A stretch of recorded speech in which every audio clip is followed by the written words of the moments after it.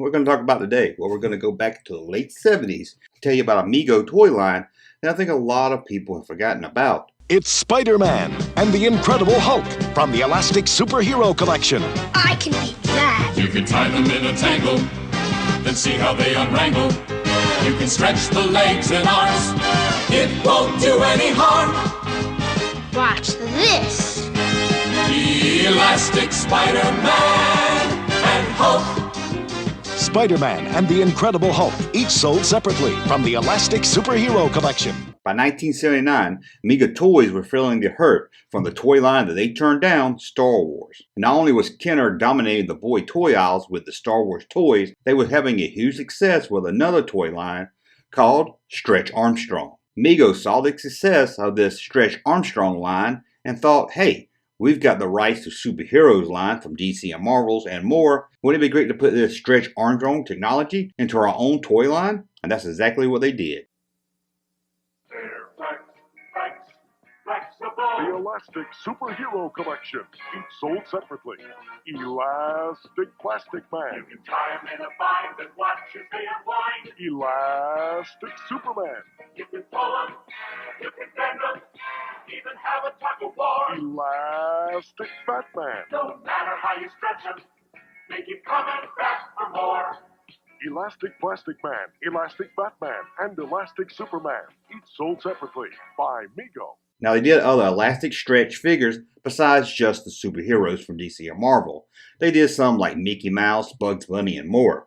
These right here. But for this video, I'm just going to focus and talk about the superhero line, because that's probably what most of you are interested in. The line was made up of 5 corn-filled 13-inch figures, and those figures were Spider-Man, Superman, Batman, the Incredible Hulk, and a year after the release, Plastic Man was added to the line. It took them a year to add Plastic Man? I mean, really, I think that would be the first thing they would think of. It seems just perfect for this stretch line. Anyway, when those figures were first released in 1979, they were kind of a hit. They sold very well, and Mego was happy. They had a hit line on their hand. But soon, the happiness of this toy line turned into a major headache for Mego. They used to explode, and the corn syrup would go all over the place. They sold good at the stores, but they all ruptured. Mego's warehouse manager, Ray Dominant, said. But the exploding, leaking stretch figures wasn't the only thing Mego had to worry about, as their warehouse was starting to get infested by rats. Oh, rats. The rats probably loved having access to free corn syrup, and as figure sales started to drop, and they had more and more problems at their warehouse from figures exploding, leaking, and rats, another problem hit this line in 1981 when Kenner filed a lawsuit against Mego, alleging that Mego knowingly misappropriated trade secrets in the making of their stretch figure line. That lawsuit from Kenner didn't get filed until 1981, but in July 1980, Mego had already canceled the line due to declining sales and to get away from all the problems they were having with this fragile line. As the 1980s rolled on and into the 1990s, there was a boom in toy collectors. A lot of kids that grew up in the 70s and 80s were now reaching adulthood and trying to capture some of that youth by going back to buy some toys they had as children or ones they always wanted and never had.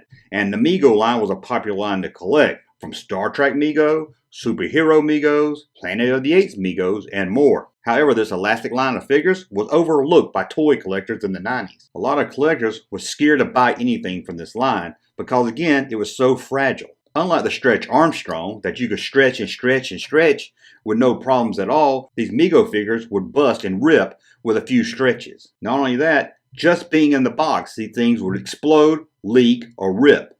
And not just playing with them, just sitting in the box. These stretch figures would often bust open and leak. So even if you kept these in the box, it had to be stored just right to keep them in good condition. And then, even if a collector was able to buy one of these, it was hard for them just to display them with everything else. Again, you had to keep the temperature just right, even in the box, so they wouldn't bust open or the corn syrup wouldn't leak out. Things started to change for this line in the early 2000s when eBay took off. There, it was easier for collectors to pick through people reselling these Mego elastic figures. And in 2006, the first mint in-box Batman elastic Mego figure sold for $15,000. And once this figure made headlines, more started to pick up on eBay. Just a few months later, A box mint condition Hulk sold for $7,400. With these figures being so hard to keep in good condition, it's no surprise that these that were kept in good condition were going for big bucks.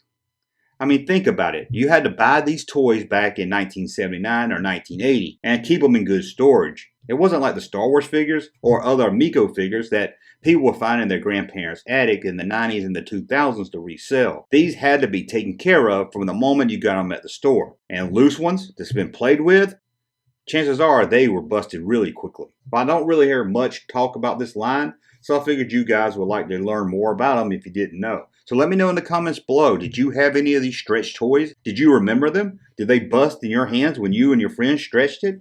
Let me know. I do think I had a Hulk one, but I'm not really sure. It's a fuzzy memory. I remember having some kind of Hulk that was bendy or stretchy. I'm not really sure. But maybe I did, maybe I didn't.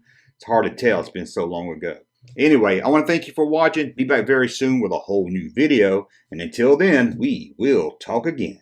Hey, Junkman channel popping though. Thank you, sir, for that unsolicited testimony.